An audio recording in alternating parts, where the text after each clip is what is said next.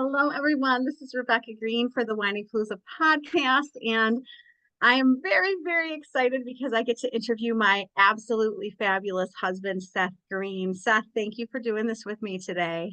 Oh, it is my pleasure. Thank you for the honor of being your most repeated guest on your podcast. He loves to say Ella that. might be a close second. So, I want to tell everyone that this isn't just a Seth interview. This is an anniversary special because Seth and I will have celebrated 19 years when this airs. That is almost happy anniversary when this airs. 19 years is a big deal. It is.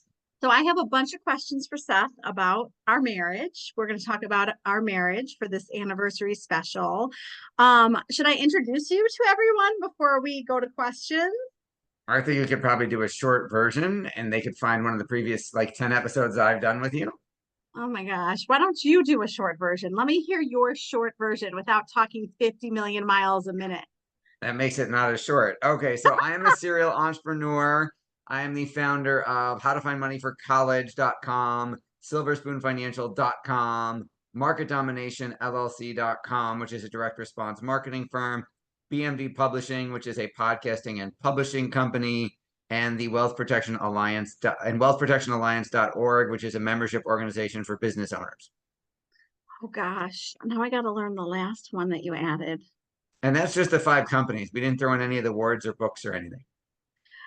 He's amazing. He amazes me every day. I don't know how he juggles it all, but he juggles it. And not only does he juggle all of this, but he keeps adding more to the list.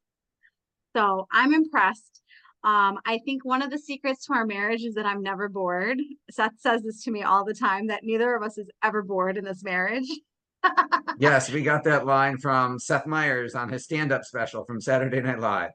I definitely am never bored with Seth Greene. When I met him, that was one of the things that I noticed about him is that he was always doing something. And do you remember what I said about that? Do you have time for a girlfriend? I did. And what did you say? I will make time. And you still make time for me. And I had one business back then. Well, you're still doing a good job making me feel important. So I would like to start with asking you, what's your first memory of us as a couple? Meeting you at Temple. Yeah, when we met. Yeah, first memory is picking you out of the crowd at Temple. We met at our temple during services, which is I pretty watched she special. was a couple rows ahead of me. She stood up and headed to the bathroom. And I caught a glimpse of her profile and said, I think I remember that girl from high school, and followed you out. And That's waited awesome. for you to come back out of the bathroom, by the way. I don't remember if you stopped me before I went into the No, bathroom. I waited for you to pee and come out. Oh, you did? So I would not have sweet. prevented you from going to the bathroom because then you would have been like, I can't talk to you. I have to go pee. Well, that was smart, and you still are learning that lesson. Like he'll say to me when I walk through the door, "Do you have to pee before I talk to Yeah, because wherever she goes, which it's funny, I psychologically, for some reason, whenever we're about to leave the house, I have to go to the bathroom. She has to go to the bathroom whenever we get home from wherever we went. Well, that's because I've been holding it and didn't want to find a bathroom wherever I Right, was. right. So, how did you feel on our wedding day?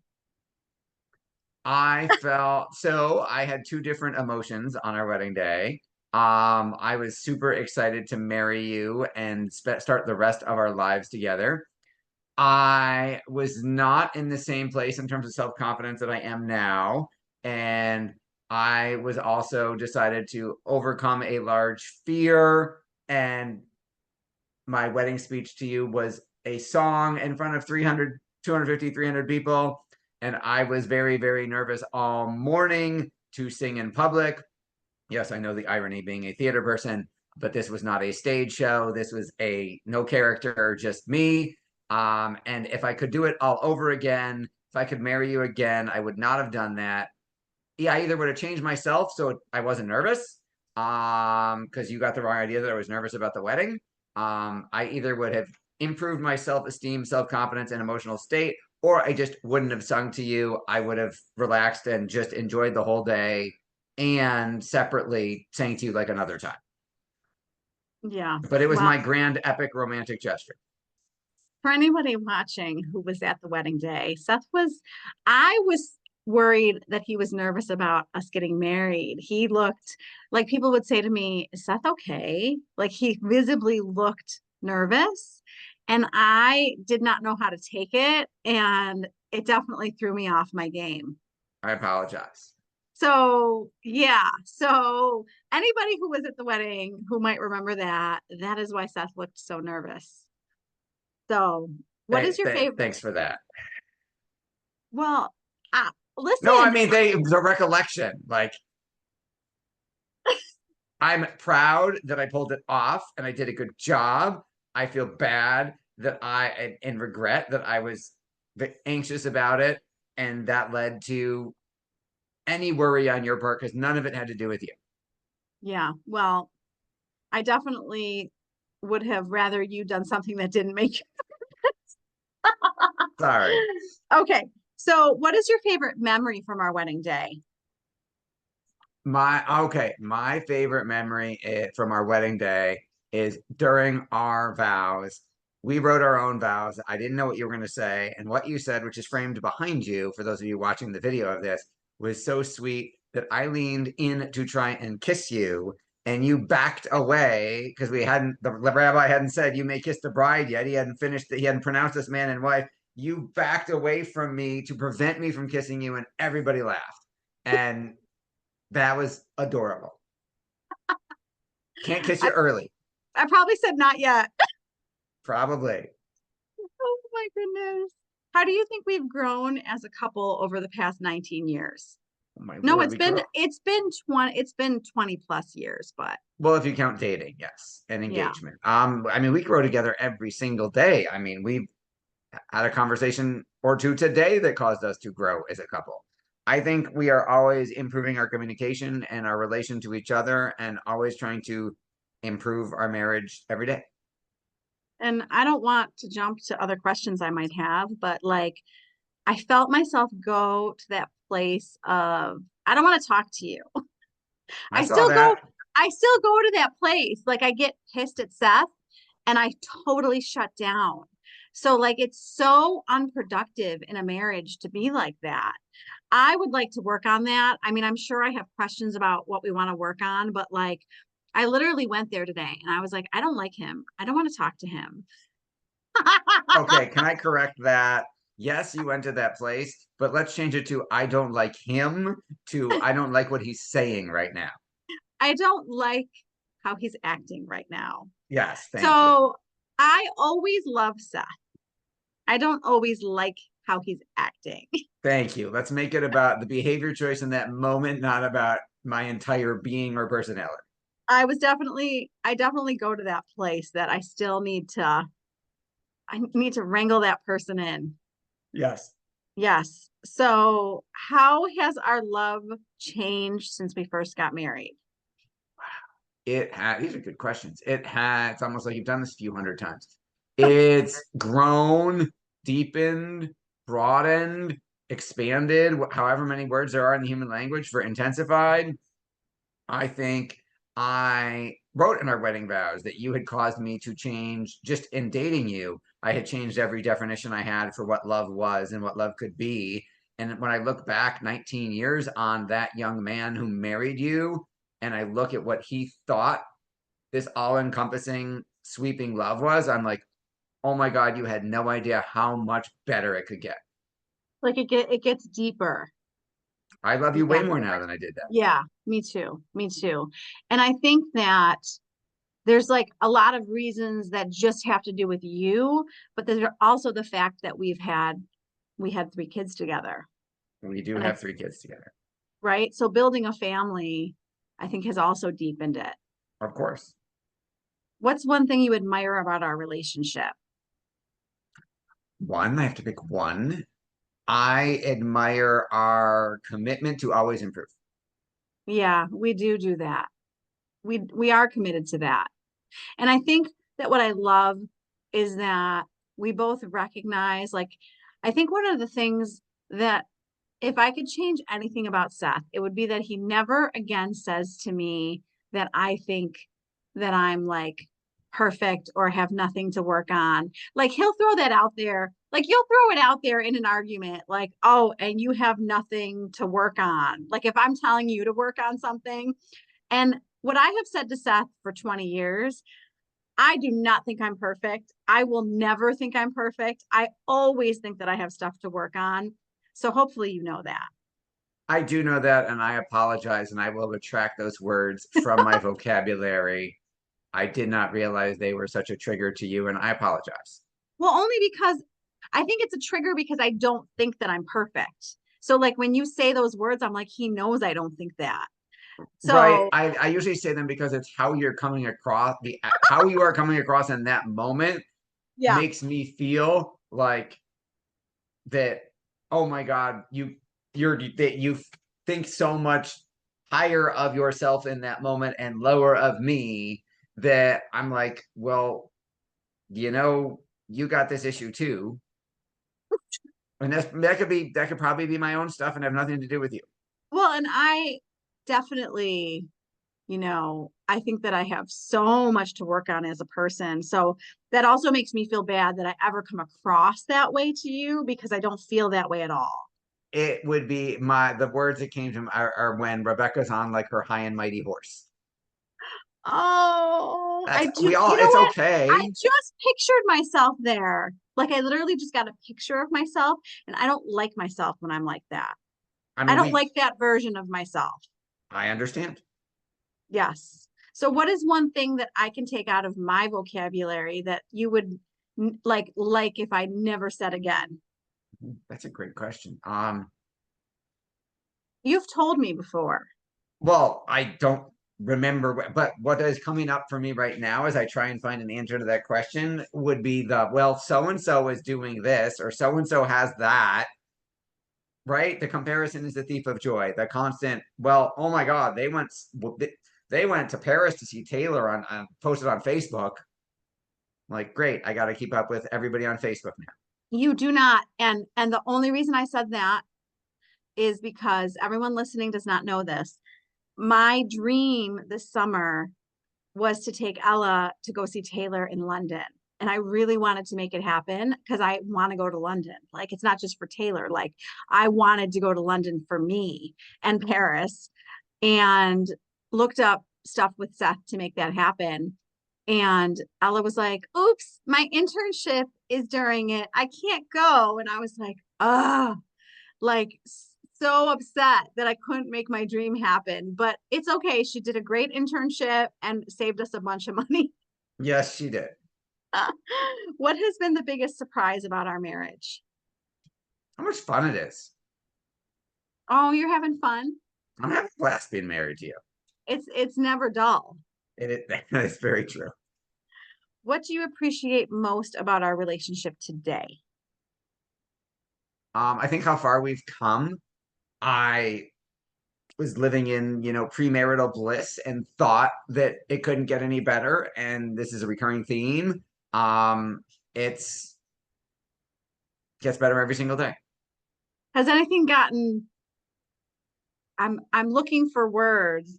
The only word I have is worse. Has anything gotten worse in our marriage? Financial stress? Well, that's okay. That's not word. That's because well, we have three kids and I have a lot of employees to take care of and clients and vendors. That's all good stuff. Um, we would not have the only way to avoid that would have been what never. I mean, I wouldn't have stayed at the Fortune 500 company. I mean, no, I don't think I wouldn't label that as no. I don't think anything has gotten worse. Okay, just checking. I don't think anything has gone downhill. No. Okay, how do you think our parenting journey has strengthened our marriage?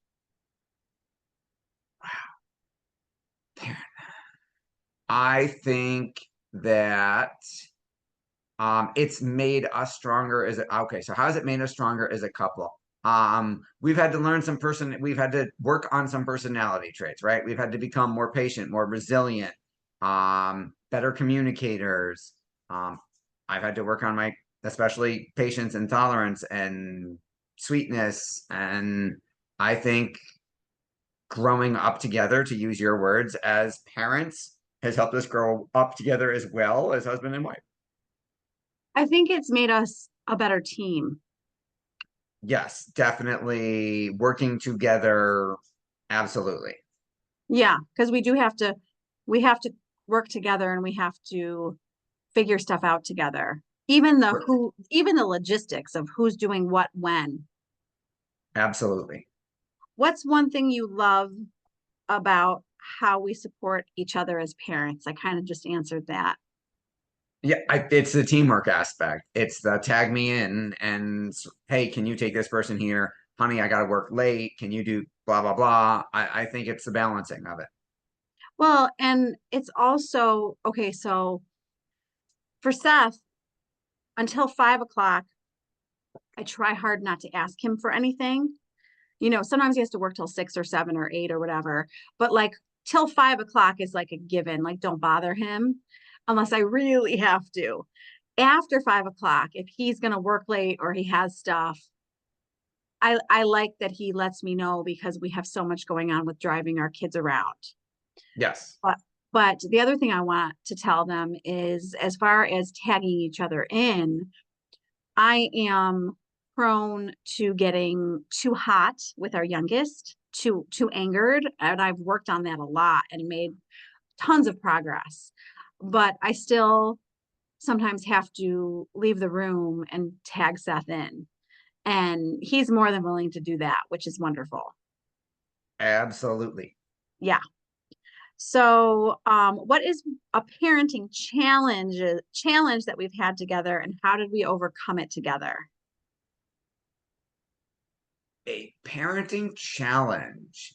I think, well, if you talk about logistics, and you just mentioned Ella's internship, Yeah, you yeah. getting downtown by when it started and me picking her up at 9:30, 10 o'clock at night, was a logistical challenge of making that work. And we took turns, and there were times I got her there at 1:30, and there were times you picked her up at 9:30. There were times that like you drove, but at night, but I went and got her at the through the park because I wasn't feeling like driving or whatever. I think we have we had obviously Max's transition from soccer to football. And then Mm. I think I don't know if I wouldn't use challenge in a negative word. I think it's a positive growth event in terms of like him literally working on college applications right now. Yeah, we're gonna do college together now. Yes. That's next. And I have pre-warned my husband that I'm going to have max withdrawal. And I am hoping he's going to be a couple hours away. And I am hoping to say to my husband, I'm hoping my daughter's schedule allows for this, for me to say to him, will you drive me 2 hours so that I can hug him? Yes. The answer is yes, we will do that.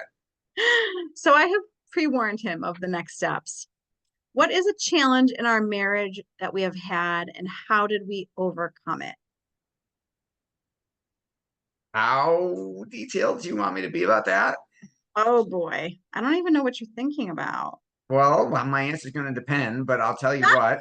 Um, do you want me to address our earlier conversation from today? Um, like money? Yeah, we have different Sure. financial styles, right? Every couple Oh, does. yes, money. One person is usually the spender, one person is usually the saver, and balancing and people learn different financial personalities from watching their parents for better or worse, and balancing those lifestyle habits and communication habits is an ongoing challenge. I think that and I'm saying this with love, I think we have a lot of work to do on this topic. I think this is a whole nother podcast. We're going to do Oh, we a pot. totally should do one about Yeah, couple relationship to money because yeah. at Silver Spoon and how to find money for college, I help people with that all the time. I think that so what I'm going to say is Seth and I could sit down with a couple and help them communicate really well about money. and we could be really objective and use my skills as a therapist and his skills as a financial planner. And I think we could knock it out of the ballpark. But when it comes to us, I think what Seth and I need to take our skills and apply it to our own marriage. And I think we have a lot of work to do with how we communicate about money. And we're not like, I'm not saying we're doing a bad job. I just think we have room for improvement. In my personal opinion, I think between that topic and, for lack of a better term, to use your words, being more sensitive and not being pricky, those are probably my two biggest areas that I'm trying to work on. So if you think about this, what you just said, if I didn't shut down and you didn't get pricky, boom, marriage to the next level. Let's do it. So I don't know which comes first, the chicken or the egg, but I'll go like, first. I'll be less pricky. well, no, I'm saying that like I obviously need to work on not shutting down and being like, I don't want to talk to him. Because if Seth gets pricky, I definitely shut down. It's like, it's amazing how that happens. So I think what I'm trying to say is that I need to work on staying in it, and you need to work on how you say it. Amen. Let's do it. Yes. So Well, thank you for the therapy session. how do you think we've navigated challenges in marriage? Do you think, like, how are we doing? Well, we're still married and we're still happy about it. So I think we're doing a great job. Okay. Do you have any specific pointers to give to people as far as us navigating through challenges? Because, guys, I'm going to tell everyone we have what I think is a fantastic marriage, but there's bumps. Like our kids will be like, "Oh God, they're fighting." Like we'll dispute in the kitchen in front of the Right. children. I might buy the wrong tickets to a show, and that could be a problem. Well, I mean, I need to not overreact. That's one of my things. I've gotten better, You've gotten a but lot better. but like a pointer to people about how to navigate marital challenges. I think that as long as the sanctity and physical safety of your relationship isn't threatened, then I think it's knowing, no matter how intense this seems at the moment, whether it's tomorrow we wake up feeling better or if it takes a week to get her to stop giving me the silent treatment, hypothetically, it will get better. And if you stay together and stay in it and keep working on it, you can always improve it. So I think the refusal to give up, the refusal to not try, and if you remember if you can put yourself in timeout, get yourself a breather, and then know that you're going to be with this person forever. So you might as well work it out sooner rather than later, and try to be the bigger person, try to set your ego aside, put yourself in their shoes, see why are they thinking or saying or doing what they're doing or saying or thinking, and then get yourself in a better positive emotional state by thinking about all the reasons you fell in love in the first place, and then go have a conversation from that place. That will help. Yeah, that's really good advice. And I think what I love about what you said is getting yourself to a better place before you communicate so that you don't say things that you regret. And I think that as Seth isn't really into astrology, but I'm going to talk about it for a second. So I am Cancer the Crab. And what I do, and we've talked about this before on this podcast, is that I go and hide in my shell. And it's not healthy for a marriage to do that. And, Gottman will tell you it's one of the four horsemen to just kind of like shut down and give the silent treatment.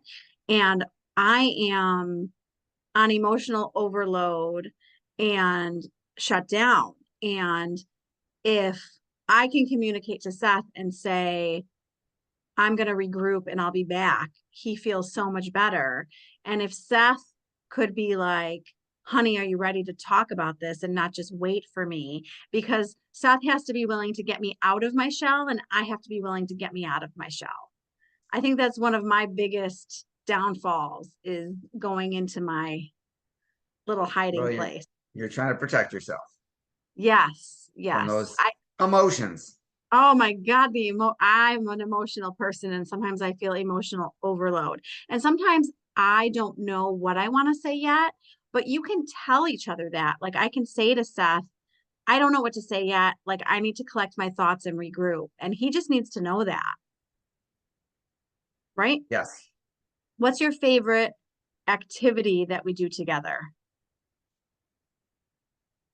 Spending time with you counts. It doesn't matter to me what we do. Aw, that's so sweet. What's the best part of being married to me? I wake up next to you every day and I go to bed next to you every day Why are you laughing at that question? because it's all awesome. If you could tell me one thing to change to improve our marriage, what would it be? I think we you asked that already, and that was the remove the comparison stuff. Oh, the comparison stuff. Yes. What's a funny moment from our marriage that still makes you laugh? Um, I love, and I should really write down the times that it happens, but when we're at the dinner table and something happens and you usually like you and Max like just start like you get giggle laughing, and when you get into your can't stop laughing mode and you're flapping your arms and like that is so many endorphins and joy, and I have so many happy memories of. I even took a picture of it once. I don't know what we said, but you and Max are laughing hysterically in that picture. I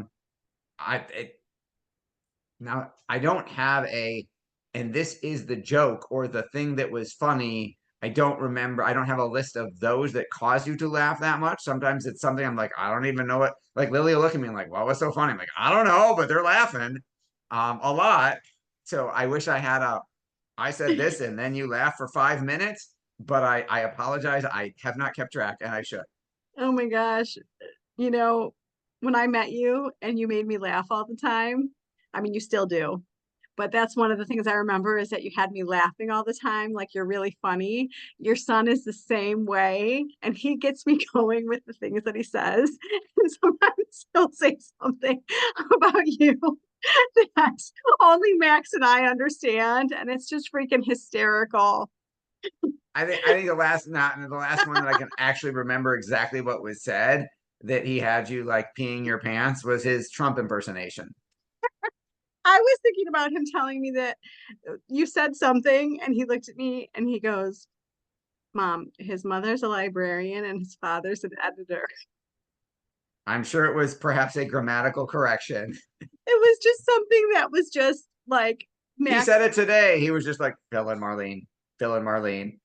Well, because sometimes Seth and I Because do things that you can tell it's just so from our parents. And yeah, it's good things, it's bad things, it's lots of things, but like sometimes he does something and I'm like, "Oh, that's from his mother." And I'm not saying that badly. It's just obvious, right. right?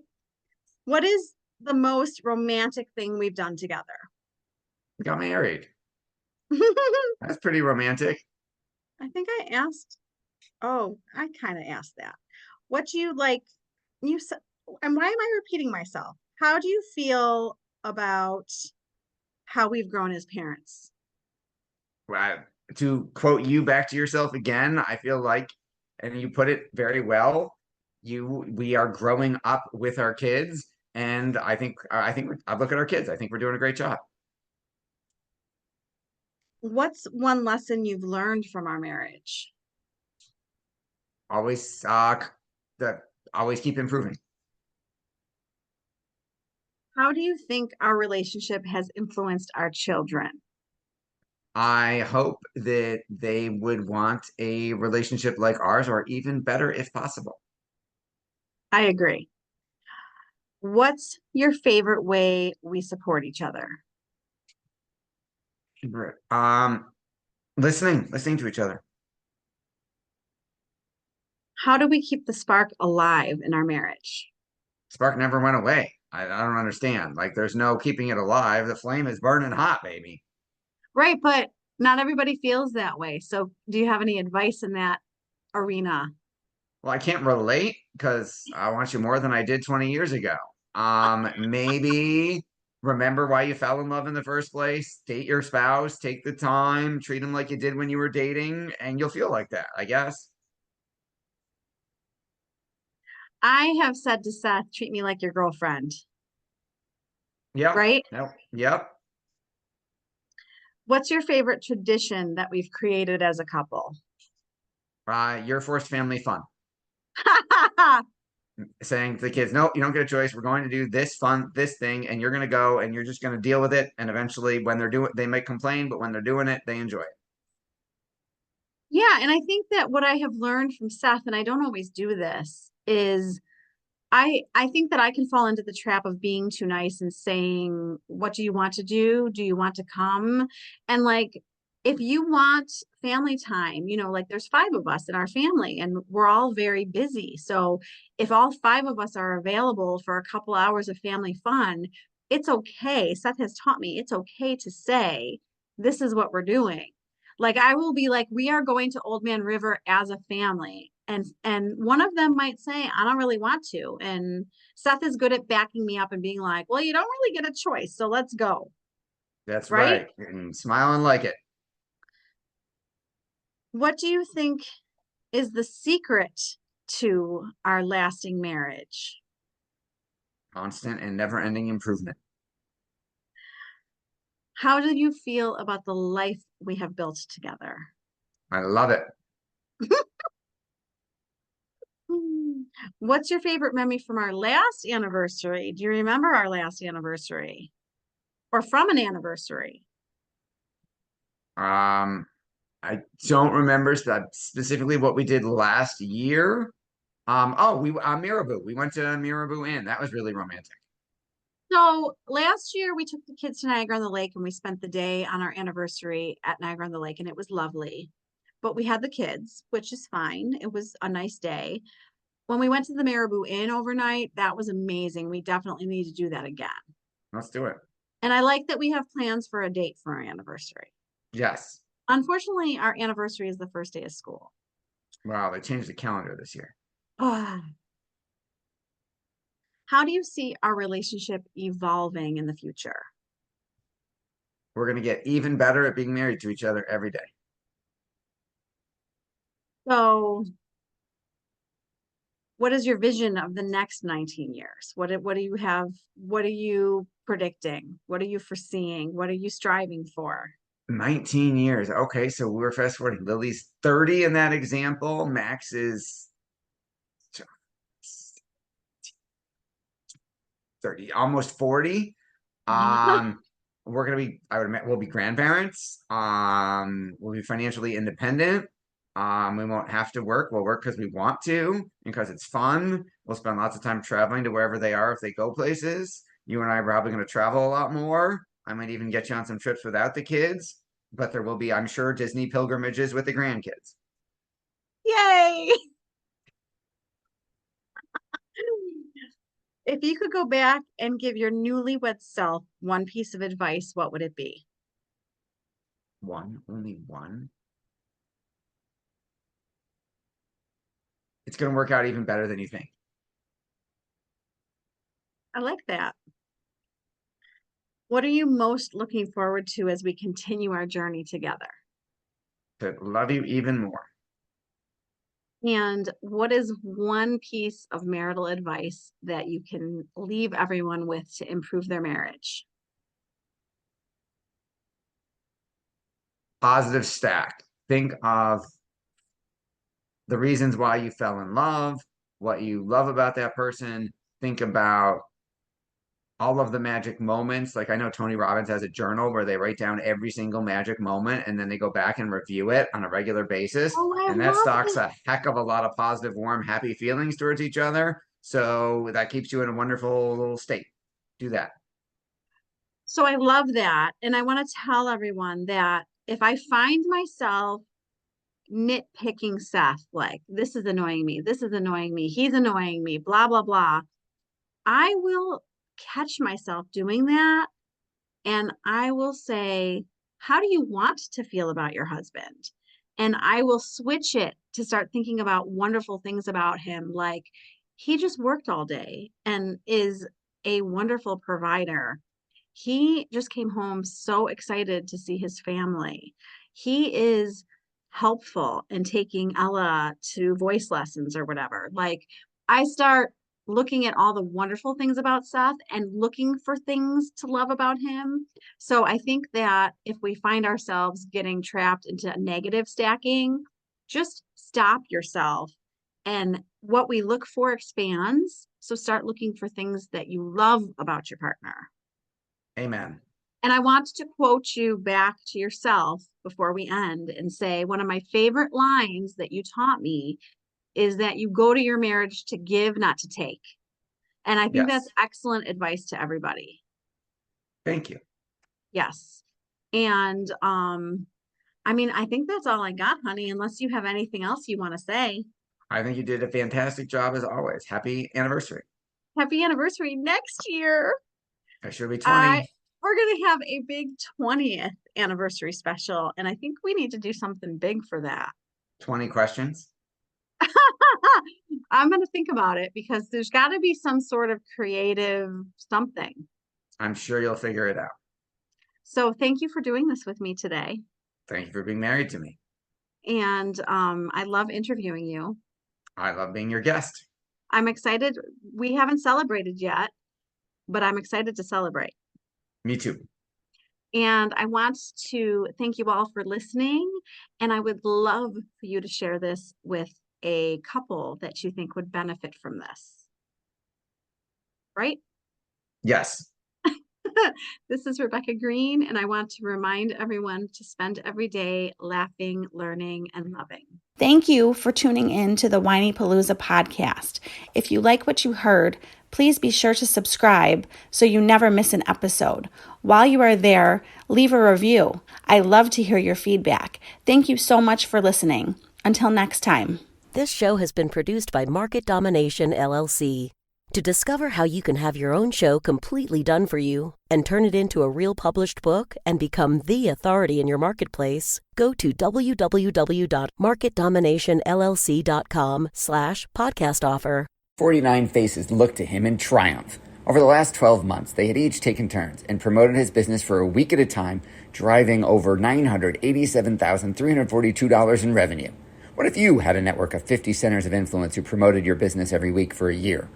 Grab your copy of the #1 Amazon best-selling book, The Ultimate Guide to Growing Your Business with a Podcast, at 33% off the Amazon price by going to ultimatepodcastbook.com. Again, that website for 33% off the Amazon price is ultimatepodcastbook.com.